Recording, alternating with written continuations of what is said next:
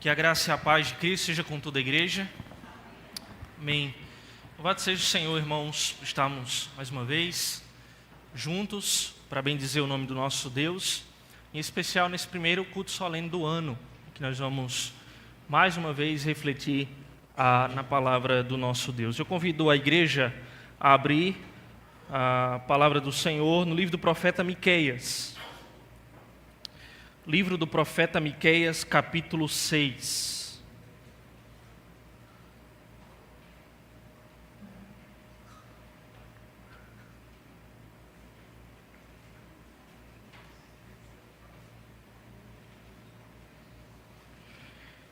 O profeta Miqueias, Antigo Testamento, fica na seção do Antigo Testamento denominada de profetas menores, né? São os últimos livros do Antigo Testamento.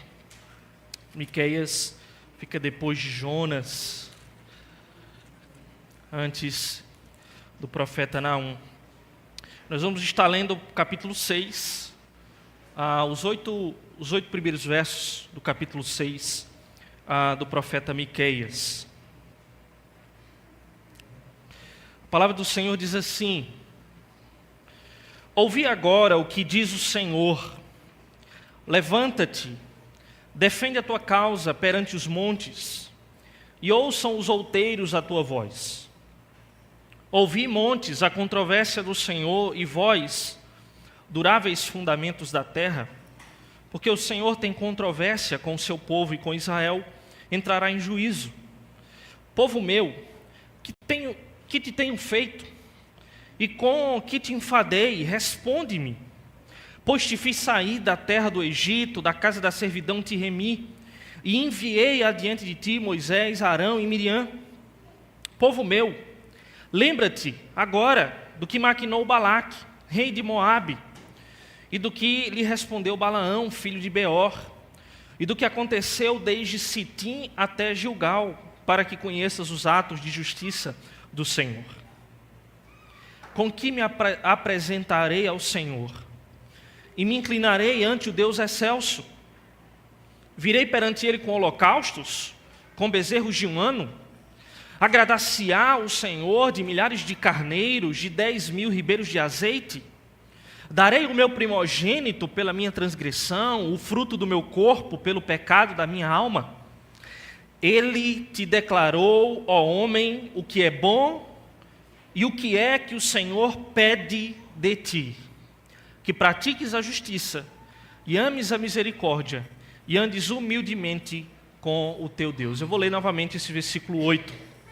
Ele, o Senhor, te declarou, ó homem, o que é bom, e o que é que o Senhor pede de ti: que pratiques a justiça, que ames a misericórdia, e andes humildemente com o teu Deus. Mantenha aí a sua Bíblia aberta.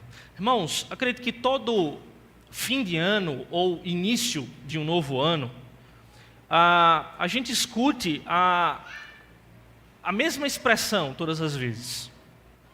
É tempo de reflexão sobre o ano que passou e um tempo também de planejar o ano que está começando. Tenho certeza aqui que, se não todos, a maioria ouve essas expressões, essas falas em final ou início de ano. Isso é importante. A reflexão, o olhar para trás, e o planejar, o olhar para frente, para o ano que está começando. Mas para nós, irmãos, enquanto cristãos, pessoas que temem e amam o Senhor, muito mais importante do que refletir sobre o que conquistamos, as metas que nós cumprimos, né, que nós batemos. Eu não sei quantos aqui têm a prática, né, de fazer aquelas resoluções, né, de fim de ano. E enquanto houver segunda-feira, em 2025, nós começaremos a fazer exercício físico, né? Acho que a maioria faz isso. E aí a gente faz as nossas resoluções. Mas muito mais do que refletir sobre o que conquistamos, as metas que nós batemos, para nós cristãos, a pergunta mais importante é: quem nós fomos no ano 2024? Como foi o nosso proceder em 2024? Então isso nos leva para um lugar muito importante, irmãos, que não é se o ano foi bom ou será bom, é se nós caminharemos bem. Se nós caminharemos bem com o tempo que o Senhor tem nos dado, com a vida que o Senhor tem nos concedido como fruto da bondade que nós cantamos, né? Que nós cantamos, né? A bondade do Senhor nos seguirá. E nós cremos. E o Senhor estará conosco. Mas quem nós somos em 2024? Quem você planeja ser em 2025? O que nós temos feito, como nós temos procedido diante daquilo que nós entendemos ser a vontade revelada de Deus para nós? Porque essa é uma pergunta que muitos também fazem, né? Qual será a vontade de Deus para mim em 2025? O que você tem feito com a sua vida enquanto alguém que se diz um salvo, um cristão? Veja, a gente às vezes cai nos erros, né? A gente pode cair no erro de começar a dar desculpas, né? Quando nós refletimos sobre o que passou, ou o modo como nós procedemos em 2024, pensando assim, o ano foi assim porque Deus quis. O ano foi assim porque Deus quis, Ele é soberano. E de fato, isso é uma verdade, isso tem o seu lugar. Devemos descansar em todo o tempo na vontade soberana de Deus. Mas e quanto à nossa responsabilidade diante da palavra revelada de Deus? Sobre o que o Senhor pede, que é a expressão usada pelo profeta aqui. O que o Senhor requer de mim, o que o Senhor requer de você, o que o Senhor requer de nós. Será que nós podemos sempre, ao findar dos anos, colocar tudo na conta de Deus? Tudo na conta da vontade soberana de Deus? Não, foi assim porque Deus quis. E eu fui assim tão mal, e tenho caminhado assim tão mal, porque é assim, Deus é como Deus quer. Quando Deus quiser, eu mudo. Quando Deus quiser, eu melhoro. Isso é um erro. Isso é uma desculpa de não entendermos a nossa responsabilidade diante de Deus. Ou ao planejarmos o ano 2025, a gente pode até usar algumas verdades bíblicas, mas de maneira equivocada, né?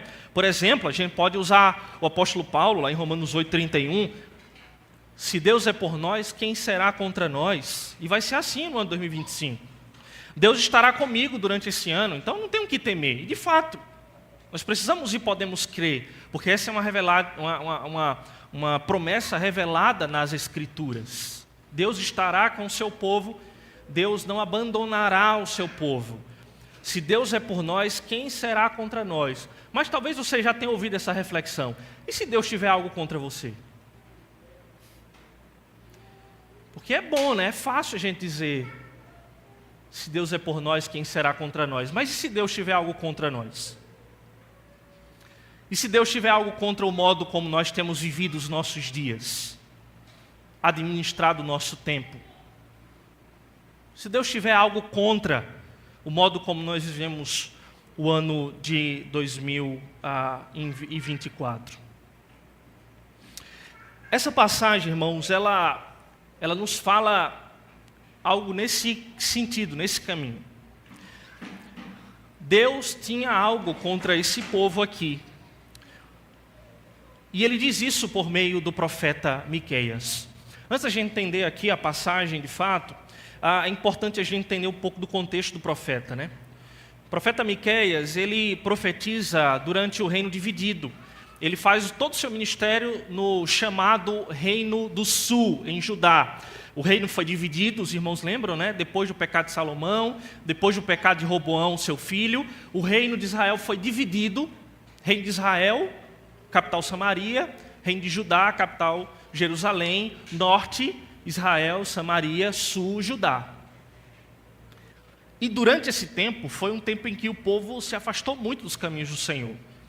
O reino do norte só teve reis ruins, que fizeram o povo idolatrar deuses estranhos e se afastarem da lei de Deus. O reino do norte, o reino do sul, melhor dizendo, o reino de Judá, ele teve alguns reis bons, mas também não ficou muito distante da prática pecaminosa que nós encontramos descrito nas Escrituras, principalmente nos profetas, do Reino do Norte. Então, muitas vezes os profetas se levantam para profetizar contra os dois reinos. É o caso de Miqueias. Ele está no reino de Judá, profetizando em um período em que o povo está distante da lei de Deus, vivendo em inimizade de fato contra Deus, pecando, inúmeras práticas abomináveis diante de Deus, reprovadas por Deus, e ele profetiza sobre os dois reinos, embora ele esteja no reino de Judá. Isso nós podemos ver no começo do profeta Miqueias, capítulo 1, versículo 1, palavra do Senhor que em visão veio a Miqueias, mora Astita, nos dias de Jotão, Acais e Ezequias, reis de Judá, sobre Samaria e Jerusalém, reino do norte, reino do sul, e ele cita alguns reis, posicionando historicamente o seu texto. E dentre os vários temas que Miqueias aborda no seu livro, promessas de restauração, exortação, profecias messiânicas, né? Por exemplo, é no capítulo 5 de Miqueias que nós encontramos a profecia sobre o Cristo que nasceria em Belém, uma profecia que nós lembramos aí nesses dias de celebração do Natal, mas o tipo de mensagem que prevalece em Miqueias é julgamento, justamente por causa do contexto. O povo havia se distanciado da lei de Deus, e por isso Miqueias fala muito de juízo, fala muito de julgamento no seu livro. E aqui, especificamente no texto que lemos, no capítulo 6, o profeta ele usa uma linguagem, um tipo de escrita profética chamada de litígio pactual. O que era isso? Era quando duas partes de um acordo entravam em uma contenda, em uma disputa por causa da quebra de um contrato. Então veja, o termo litígio, né, é um termo judicial, ele existe até hoje, né, é um termo usado juridicamente. E litígio é essa disputa, tem duas partes que assinaram um contrato, essas duas partes têm um acordo entre elas, e uma das partes, ou ambas as partes, quebraram o acordo. E aí o litígio, a linguagem aí então nós precisamos resolver essa queixa, resolver essa controvérsia, resolver essa contenda, porque houve uma quebra do contrato, uma quebra da aliança. E toda a linguagem aqui ela é judicial. Você tem a acusação. Quem é que surge com a acusação nesse trecho aqui? Deus. Deus tem uma acusação. Veja que por duas vezes aparece a expressão controvérsia. No versículo 2, a controvérsia do Senhor, no próprio versículo 2, no finalzinho, o Senhor tem controvérsia com o seu povo. Então o Senhor apresentará a sua queixa. E quem era que havia quebrado o contrato? Não Deus, obviamente. Porque Deus é fiel às suas promessas. O Senhor é fiel à sua aliança. O povo quebrou a aliança. O povo quebrou a lei. Quebrou o contrato. E a linguagem que Deus, por meio do profeta, usa é essa linguagem judicial. Tem uma acusação, tem as testemunhas, que são os montes, os outeiros, os fundamentos da terra, que eles podem ser vistos também como o júri, é quem vai decidir a controvérsia. Por isso que o Senhor diz: ouvi, montes, a controvérsia do Senhor, e vocês, duráveis fundamentos da terra. E olha como isso é interessante, irmãos. Porque os montes, os fundamentos da terra, os outeiros, eles são chamados como testemunhas, porque eles são uma representação da retidão da justiça de Deus. Porque desde que o Senhor estabeleceu os fundamentos da terra, desde que o Senhor estabeleceu os montes, eles estão firmes. O Senhor estabeleceu a terra, os limites, e todo o fundamento da terra cumpre o seu sentido criacional, o seu objetivo criacional. Então, quando o Senhor diz, olha, ouçam montes, outeiros da terra, fundamentos da terra, porque eles estão lá, inabaláveis, a justiça de Deus é inabalável, a retidão de Deus é inabalável, e aquilo contrastava com a falha moral do povo, com a falta de retidão do povo, com a falta de justiça do povo. O Senhor diz, ouçam, porque eu tenho uma queixa, eu tenho uma controvérsia contra o meu povo. Como nós falamos aqui introdutoriamente, eu tenho algo contra o povo. Eu tenho algo contra eles. E o Senhor então chama o povo a comparecer perante esse tribunal para ouvir a acusação e se defender. É o que o verso 1 diz, ouvi agora o que diz o Senhor, levanta-te, defende a tua causa perante os montes, e ouçam os outeiros a tua voz. Então, o povo está ali, sendo chamado pelo Senhor por meio do profeta, o Senhor está fazendo a sua acusação, e tem todas as testemunhas, todo o tribunal colocado, e o réu é o povo. O acusado é o povo. Defenda a sua causa. Defenda. Tem uma queixa, uma controvérsia contra vocês. E aí a estrutura do texto, ela é interessante. Os versos de 1 a 5, nós temos essa acusação. Os versos 6 e 7, nós temos um tipo de réplica do povo por meio da boca do profeta. Então, o povo, ao ouvir a acusação, eles fazem uma réplica nos versos 6 e 7, por meio do profeta. E o verso 8, então, é uma conclusão do profeta sobre o que é que Deus de fato pede. O que é que o Senhor requeria daquele povo, que o Senhor tinha uma controvérsia. Olha a linguagem, irmãos. Tentemos nos colocar diante desse texto de maneira vívida e nos colocarmos diante desse povo, no lugar desse povo, melhor dizendo. O Senhor diz assim, olha, se apresentem perante mim, eu tenho uma controvérsia contra vocês. E aí o verso 3, ele diz assim, povo meu, ele começa aqui, depois de convocar esse povo, a acusação do Senhor, ela vai nessa direção aqui. Povo meu, o que é que eu fiz para vocês? Em outras palavras, quando nós juntamos aí as duas perguntas que aparecem no versículo 3, o que foi que eu fiz que vocês cansaram de mim? Foi que eu fiz, o Senhor está perguntando para nós, foi que eu fiz que vocês cansaram? Vocês começaram tão bem o ano, né? Começaram tão bem a leitura bíblica lá de um ano, né?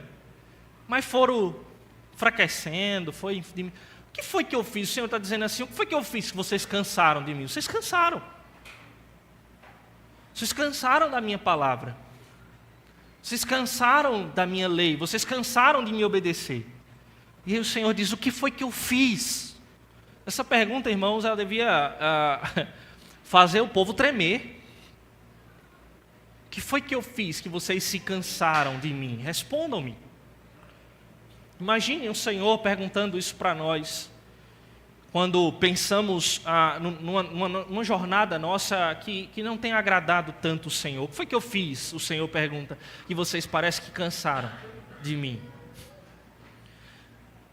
E aí ele continua essa acusação dizendo o que foi que ele fez. Ele diz, eu vou dizer para vocês o que foi que eu fiz. Versos 4 e 5. Eu te fiz sair da terra do Egito, da casa da servidão te remi. Primeira coisa que o Senhor disse que fez. Eu salvei vocês. Eu salvei vocês. O Senhor começa a lembrar de alguns dos seus atos salvíficos para com o seu povo. Eu salvei vocês. Eu remi vocês. Eu redimi vocês. E nós conhecemos a história, né? O profeta aqui, Deus, por meio do profeta, está lembrando de que aquele povo havia enfrentado um cativeiro no Egito de 400 anos. Se tornaram escravos ali. Sofreram nas mãos dos inúmeros reis do Egito. E o Senhor, lembrando da sua aliança, contemplando o sofrimento do seu povo, ele libertou o povo. Libertou Israel. Foi isso que eu fiz, o Senhor está dizendo. Eu salvei vocês. Eu salvei vocês. Ele ainda diz, e enviei adiante de ti Moisés, Arão e Miriam. O Senhor está dizendo, além de ter salvado vocês, eu concedi líderes a vocês. Líderes que pudessem guiar vocês de modo fiel. Eu provi uma liderança fiel. Homens e mulheres fiéis que guiassem vocês na lei. Moisés, um dos grandes profetas do povo de Israel, o legislador de Israel, quem entregou a lei ao povo. Então foi isso que eu fiz, eu salvei vocês, eu libertei vocês, eu entreguei Moisés, Arão, Miriam e tantos outros líderes.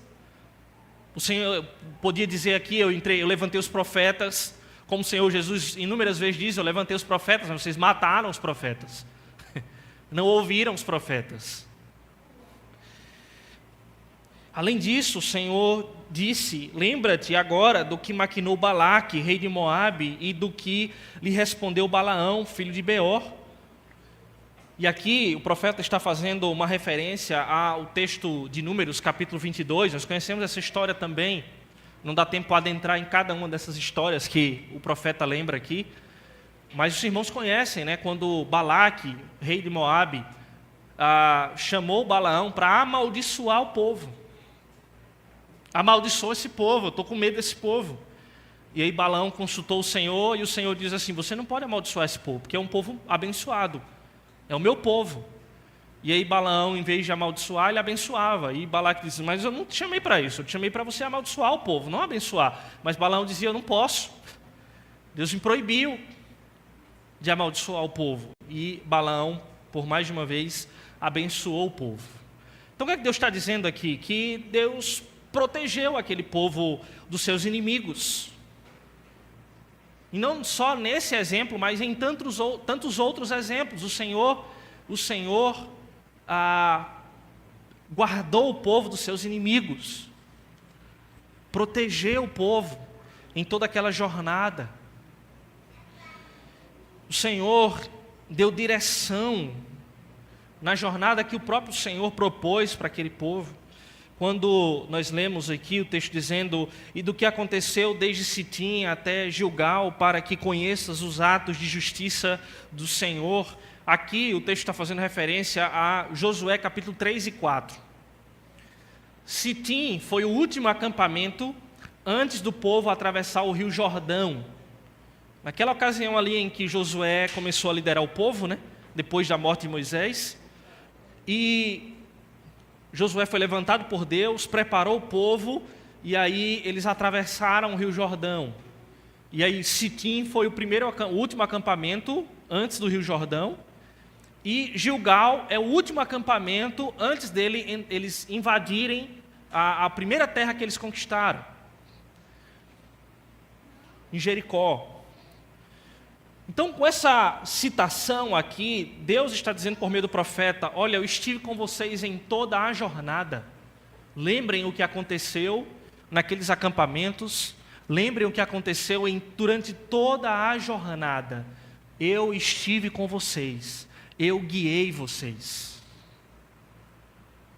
Protegi vocês, guiei vocês. Quantas coisas o Senhor tinha feito. Então, o Senhor está dizendo, foi isso que eu fiz. Foi isso que eu fiz e muito mais eu fiz para vocês. Mas vocês cansaram. Assim, irmãos, nós também, nós somos salvos e libertos da escravidão do pecado. Assim como aquele povo foi liberto da escravidão do Egito, nós fomos libertos da escravidão de diversos males o tempo todo, assim como aquele povo. Além de guiados na jornada da fé, o Senhor tem nos guiado. Por tudo isso, irmãos, o Senhor lembra a nós que é isso que o Senhor tem feito, foi isso que o Senhor fez durante todo o ano de 2024 e é o que o Senhor continuará fazendo. É isso que o Senhor fez durante todo o tempo da nossa caminhada de fé. O Senhor está lembrando da sua graça, dos seus atos graciosos, salvíficos, misericordiosos para conosco. E por tudo isso nós precisamos andar de modo fiel. Por causa de tudo isso que o Senhor fez, andarmos de modo fiel. darmos uma resposta de fidelidade àquele que nos salvou. Como nós podemos renegar essas graças e nos afastarmos de Deus? E nos cansarmos de Deus? Infelizmente foi o que aquele povo fez. Mesmo diante de tantos atos graciosos, eles se afastaram de Deus. E é por isso que o Senhor tinha uma controvérsia. Por isso o Senhor estava levantando a sua acusação, a sua queixa. Como o povo poderia responder diante de uma acusação dessa? O profeta, nos versos 6 e 7, traz a réplica do povo. O texto diz no verso 6: com que me apresentarei ao Senhor e me inclinarei ante o Deus excelso? Então veja que a linguagem aqui do texto ela muda. Agora não é mais o Senhor falando, não é mais o Senhor acusando, mas o povo, por meio do profeta aqui, traz essa réplica. Então como eu me apresentarei diante de Deus? Como eu me aproximarei do Senhor? Qual é o modo que agrada a Deus? Qual é o modo de vida que agrada a Deus? E aí, os versos 6 e 7, nessa réplica, o profeta aqui, representando o povo, diz: virei perante ele com holocaustos. Que era um holocausto? Era um tipo de sacrifício, que era o sacrifício totalmente queimado. Havia diversas ofertas e uma delas era o holocausto, que era uma oferta que era totalmente queimado. O animal era totalmente queimado diante do altar. E eles perguntam: é assim que eu vou agradar o Senhor, com holocaustos? Com sacrifícios? Com bezerros de um ano? Isso tudo apontando para o sistema ritualístico de adoração do Antigo Testamento. É assim que eu vou agradar o Senhor? É assim que eu vou aplacar essa ira de Deus, esse juízo de Deus, essa queixa que o Senhor tem contra mim? Sacrifícios? Holocaustos? Bezerros? Será que é isso? E aí talvez aqui o texto, isso começa a ficar claro para nós. A linguagem do profeta ele vai exagerando, Talvez dizer assim: não é com sacrifício, mas se o sacrifício for muito grande, se for um bom sacrifício, agradar-se-á o Senhor de milhares de carneiros e de 10.000 ribeiros de azeite? Irmãos, só alguém muito rico, naquele contexto, poderia oferecer um sacrifício tão grande. Você talvez lembre os sacrifícios que Salomão apresentou diante de Deus, Davi. 10.000 ribeiros de azeite, milhares de carneiros.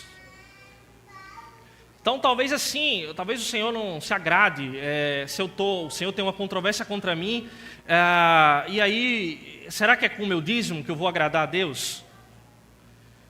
Aí talvez eu pense assim: mas como é que eu vou comprar a Deus, Mas se meu dízimo for grande? Mas se minha oferta for grande? Se meu sacrifício for grande? E se eu orar de joelho no milho, em vez de só orar de joelho? Ou em vez só de orar em pé? Se eu orar de madrugada, ao invés de só de dia, de manhã? Será que o Senhor vai se agradar de mim? Afinal, é assim que eu vou me apresentar diante de Deus? Essas perguntas, elas são retóricas, Elas trazem um não, Não é isso que agrada o Senhor em última instância.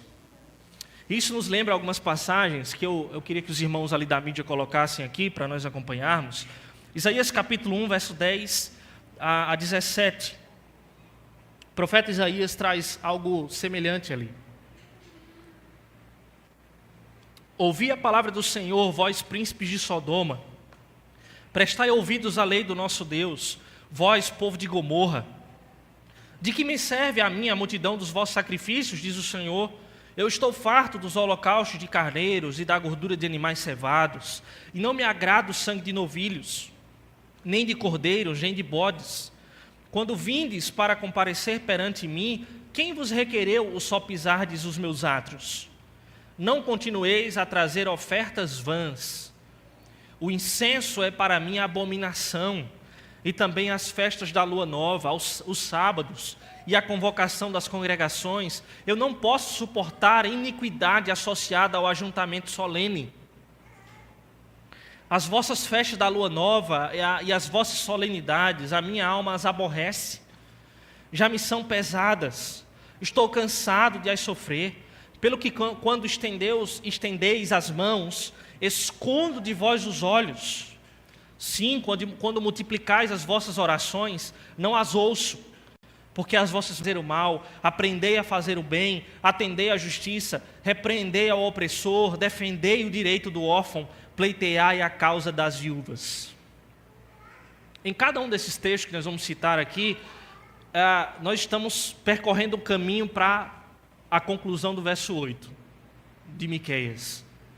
Então veja, o profeta diz aqui, olha, vocês são as festas, as solenidades, os sacrifícios, os holocaustos, tudo direitinho, o que a lei pede. Mas o Senhor diz assim, quando vocês estão diante de mim, eu escondo os olhos de vocês. Eu não suporto esse sacrifício. Eu não suporto esse ajuntamento. Porque a iniquidade associada ao ajuntamento solene, a maldade associada ao culto, só há ritual, só há cerimônia, mas não há sinceridade, não há verdade, não há piedade. Então, será que é isso que agrada ao Senhor? Salmo 51, outro texto que eu gostaria que os irmãos colocassem, 51, versos 16 e 17.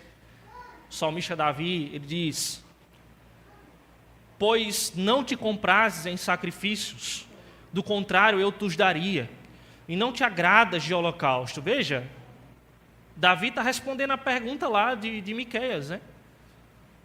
O Senhor se agrada, é isso que o Senhor vai se agradar? E aí ele está dizendo, não te agrada de holocaustos. Não tem prazer em sacrifícios. Sacrifícios agradáveis a Deus são o espírito quebrantado, o coração compungido e contrito. Não o desprezará, ó Deus. O Senhor então não se agrada de holocaustos, ou bezerros de um ano, ou nem sequer de um sacrifício que seja abundante, muitos animais oferecidos ao Senhor. Não é isso, em primeiro lugar, que agrada ao Senhor. Então o profeta continua, né? Miqueias, lá no versículo 7. Darei o meu primogênito pela minha transgressão? Então, se o Senhor não se agrada de holocausto, de sacrifício, nem que seja 10.000 bodes ou bois, então eu vou oferecer o meu filho, meu primeiro filho a Deus. Aí talvez o Senhor se agrade. Eu vou entregar o meu primogênito pela minha transgressão, pelo pecado da minha alma. Alguns comentários a gente precisa fazer em relação a isso aqui. Primeiro, o Senhor proibia o sacrifício humano. Não era uma opção isso aqui dentro do povo de Deus, tá? A lei proibia, isso era uma prática pagã, abominável para a lei e para o Deus, o nosso Deus, no Antigo Testamento. Então o Senhor não, de fato isso não agradaria o Senhor, de maneira nenhuma. Nem se fosse entregue com sinceridade ou piedade. Lembremos do que foi feito com Abraão, né, por exemplo. O Senhor pediu o filho, mas ele resgatou. Isso nos lembra algo que eu vou citar agora aqui, que é para outro lugar que essa expressão aqui nos lembra, que é a Páscoa. Desde a Páscoa, lá em Êxodo capítulo 12, no capítulo 13, o Senhor, ele diz ao povo que quando eles entrassem na terra prometida, todo primogênito seria consagrado a Deus. Em Israel, no povo de Deus do Antigo Testamento, tudo que era primeiro era de Deus. Então a primeira colheita era entregue a Deus, na festa das primícias. As primeiras crias deveriam ser entregues ao Senhor.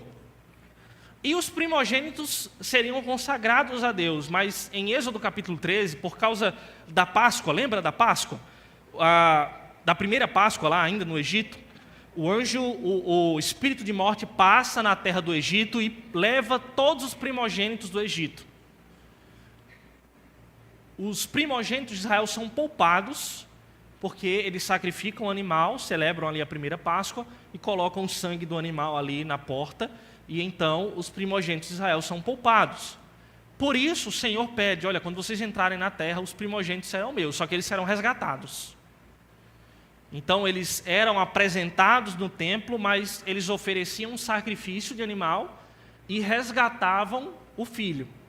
Isso aconteceu com Jesus. Você lembrar lá do relato lá de Mateus, Maria e José, quando Jesus completa a idade de fazer isso, eles vão ao templo e fazem essa cerimônia e eles entregam então um pombinho, né, e uma rolinha ali em sacrifício, que mostra que José e Maria eram pobres, né, porque era aquele tipo de sacrifício, era para pessoas que não podiam oferecer um sacrifício, um carneiro, um bode, uma ovelha, em sacrifício como resgate. Um outro tipo de resgate era os próprios levitas, né, a tribo de Levi ela era consagrada ao serviço do templo e servia como um resgate dos primogênitos. Então, o Senhor não se agradaria de filhos primogênitos oferecidos a Deus em sacrifício. Quanto em que se obedeça a sua palavra, eis que o obedecer é melhor do que o sacrificar, e o atender melhor do que a gordura de carneiros.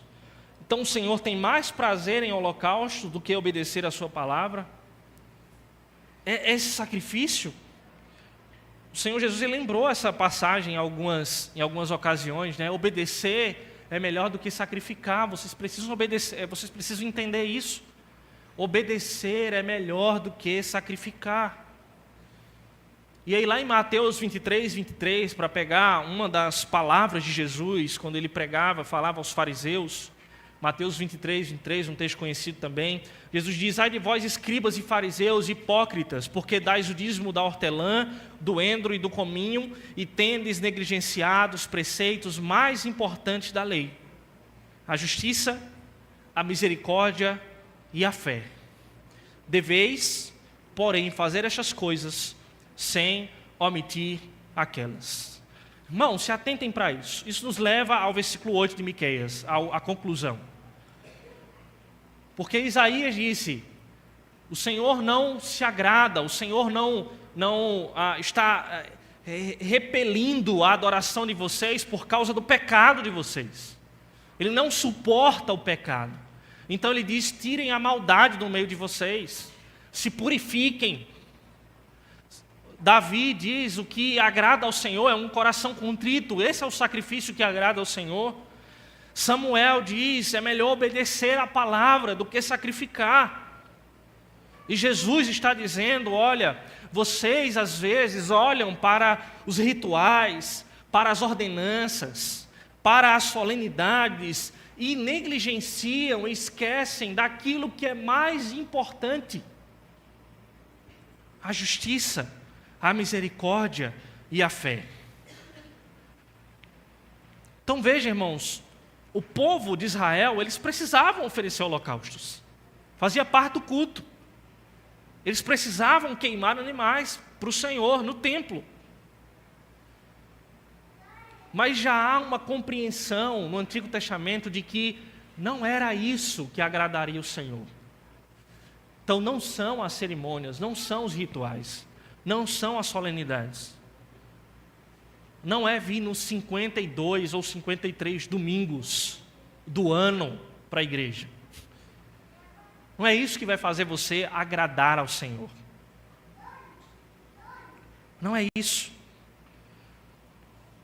Ele já te declarou ao homem, o verso 8, diz o profeta. Então a pergunta: se eu tenho caminhado mal, se o Senhor tem algo contra o modo como eu tenho procedido, eu tenho caminhado, eu preciso lembrar que para agradar ao meu Deus, em primeiro lugar, é lembrar que o Senhor já declarou o que Ele pede de nós. Eu não preciso ficar perguntando o que o Senhor quer de mim em 2025, qual é a vontade do Senhor para mim em 2025. O Senhor já declarou a nós o que é mais importante que Ele pede de nós, o que Ele requer de nós. Para esse povo aqui, a lei. Para nós, toda a palavra de Deus. O Senhor já declarou. Então veja, ler a Bíblia durante todo o ano é bom. Nós precisamos fazer isso.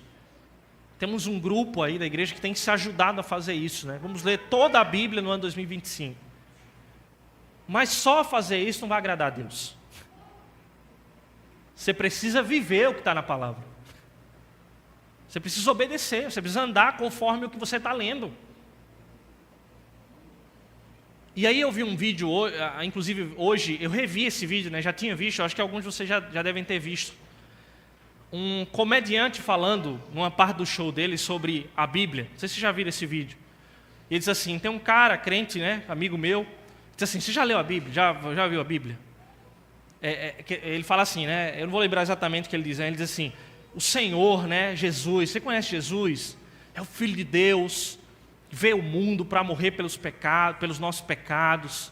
Ele é o Senhor, o Filho de Deus, e etc, etc. E ele deixou um livro que está escrito lá, tudo que eu preciso conhecer dele, como eu posso obedecer a ele, agradar ao Senhor. A Escritura é um livro fenomenal, é um livro profundo, a Bíblia é maravilhosa. E aí o comediante diz assim, você já leu? Aí ele disse, não. Eu disse, como? Ele disse que é um livro tão magnífico assim, mas... Aí ele diz assim, mas você já viu o tamanho daquele negócio? Já viu o tamanho daquele negócio? Já viu a genealogia, o tamanho da genealogia? Já leu Levítico? Já leu Números? Tanto de genealogia que tem Números. O tanto de velho que tem lá, no Pentateuco, que viu 900, 800, 300, 400, 200 anos, e vai fazendo uma lista enorme. Aí ele diz assim, eu não entendo, ele fala, né? Fazendo a piada e trazendo a reflexão. Ele até faz assim, as pessoas saem do meu show de comédia querendo ler a Bíblia. Porque eu ensino ao povo que eles devem ler a Bíblia. Né? Então é uma piada que nos faz refletir. A gente acha a Bíblia o livro mais incrível. Mas a gente não lê. Por que será? Não, o livro é a palavra de Deus, inspirada, infalível, inerrante, autoridade sobre a minha vida. Você já leu? Aí é outra conversa, né? Aí é mais 500. Eu acho legal. Mas já ler, aí já é complicado. E ali é o que o Senhor já declarou. O que é bom e o que Ele pede de nós. Mas eu repito, não é só ler. Não é só chegar na igreja para ouvir as outras pessoas lendo, muito menos, né? Mas é conhecer, ler, conhecer, entender e viver as Escrituras. E aí o profeta, ele diz, o que é que o Senhor pede de nós? Que nós pratiquemos a justiça, que amemos a misericórdia e que andemos humildemente com o nosso Deus. Alguns comentaristas vão dizer que essa passagem é talvez um dos picos montanhosos da realização espiritual do Antigo Testamento. É um dos textos mais claros sobre realização espiritual no Antigo Testamento. Praticar a justiça, amar a misericórdia e andar com Deus. Veja que o texto que lemos lá de Mateus 23, 23, né? Diz assim, vocês negligenciam o mais importante, o quê? A justiça, a misericórdia e a fé. É quase a mesma coisa que o profeta está dizendo aqui. Por isso que alguns comentaristas vão dizer que é a clássica declaração de Miqueias com os seus tríplices princípios, que é um guia para o nosso desenvolvimento religioso. Praticar a justiça. Então o Senhor já revelou na sua palavra, devemos amar a palavra, devemos conhecer aquilo que o Senhor revelou, e o que Ele pede de nós, o que Ele requer de nós em 2025 e em todos os dias, em todos os anos da nossa vida. Mas a gente precisa praticar. Como o Tiago diz, não seja só leitor da palavra. Não adianta só ler. Não adianta só ouvir. Seja um operoso praticante da palavra. Viva a palavra. Pratique a justiça. Então, aqui, o profeta está dizendo, irmãos, o modo como nós devemos nos relacionar com Ele, bem, e com o nosso próximo. Andar com Deus e praticar a justiça e a misericórdia. Ser justo, ser misericordioso, ser amoroso e andar com Deus. Como é andar com Deus? Obedecer a Deus. Ter comunhão com Deus. Ter intimidade com Deus. É isso que o Senhor quer de nós. Então, para caminharmos para o fim aqui, como nós podemos viver um ano que agrade ao Senhor? Como nós nos aproximaremos mais dEle nesse ano que começa? É somente com a maior frequência à igreja? Isso é bom, precisamos fazer. Com maior frequência as reuniões de oração e escolas bíblicas dominicais? Precisamos disso também. Mais leitura da Bíblia e oração? Precisamos disso também. Jejuns? Precisamos disso também. Dando mais ofertas na igreja? Possivelmente, precisamos fazer isso também. Veja, mas isso não é o mais importante, embora seja importante. Nada disso pode ser negligenciado. Mas tudo isso, sem uma vida com Deus, sem uma prática da justiça, sem um amor à misericórdia e um andar genuíno com Deus, não é nada. É só cerimônia, é só ritual, é só religiosidade. Ele revelou a sua vontade nas Escrituras. Ele já revelou o modo como Ele espera que vivamos. Por isso, precisamos ir além de meras cerimônias, além de meras atividades religiosas e andarmos verdadeiramente com Deus. Parafraseando Jesus aqui em Mateus 23, façam estas coisas, é mais oração, é mais leitura da palavra, é mais frequência no culto, é mais jejum. Não omitam essas coisas. Não omitam essas coisas. Mas façam aquilo que é mais importante. A prática da justiça, o amar da misericórdia, o amor à misericórdia e o andar com Deus. O texto de Miqueias, então, nos desafia, irmãos, a rever o nosso relacionamento com Deus. Especialmente em um período de reflexão e de planejamento com o início do novo ano.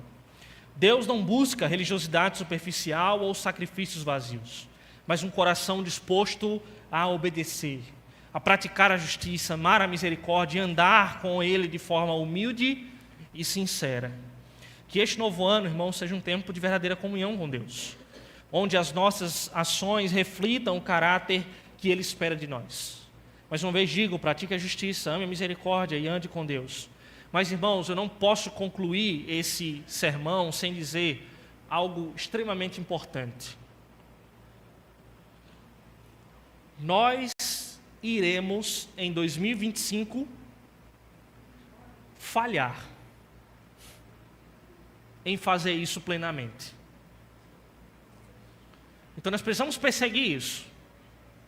A prática da justiça, o amor à misericórdia e o andar com Deus verdadeiramente. Mas, irmãos, nós lembramos, nós sabemos pela Escritura, que nós vamos falhar muitas vezes. Talvez quando chegue o final de 2025, a gente vai dizer, eu não fui como eu queria que eu fosse. Eu não agi assim. E eu não pratiquei a justiça como eu deveria, eu não amei a misericórdia como eu deveria, eu não andei com Deus como eu deveria. E vai ser assim, irmãos, durante toda a nossa vida.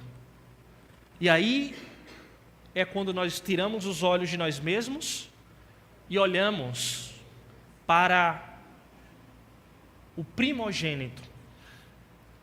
Lembra do primogênito de Miqueias aqui? O primogênito de Deus, o primogênito do Pai, Cristo. Aquele que praticou a justiça plenamente. Aquele que amou e viveu a misericórdia plenamente.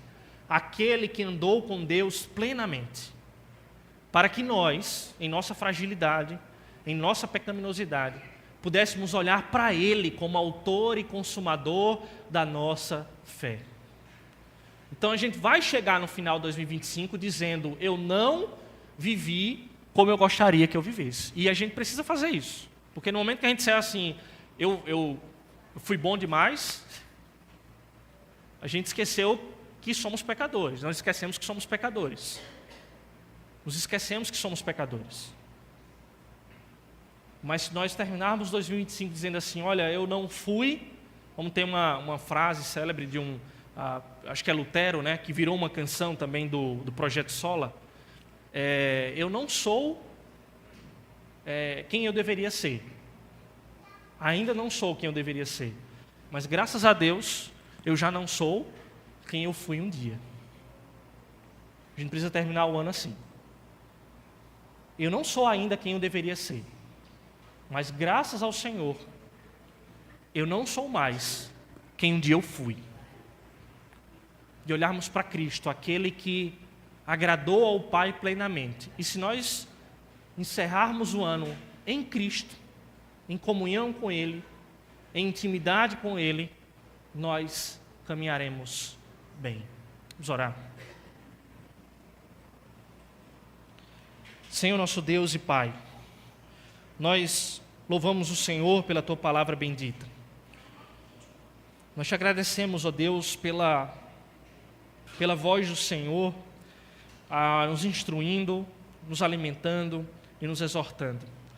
Nós oramos, ó Pai, pedindo a Tua misericórdia, porque não temos sido aqueles que deveríamos ser, mas pela Tua graça constante, pelo agir do Teu Espírito em nós, pelo temor ao Senhor, já não somos quem fomos um dia.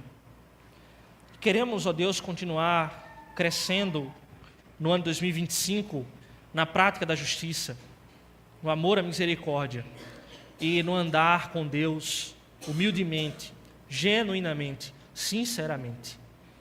Que o Senhor Deus faça com que amemos a palavra do Senhor, aquilo que o Senhor já declarou, que o Senhor requer de nós, para conhecer a Tua vontade e de fato podermos agradar ao Senhor, irmos além, ó Deus, de meras reuniões e ajuntamentos e celebrações e rituais, ó Deus, mas que andemos de fato com o Senhor, para a glória do Senhor, andando, ó Deus, de fato, e glorificando o Teu nome em tudo que fizermos. Em Cristo, em Seu nome, para a glória do Senhor nós oramos. Amém e amém.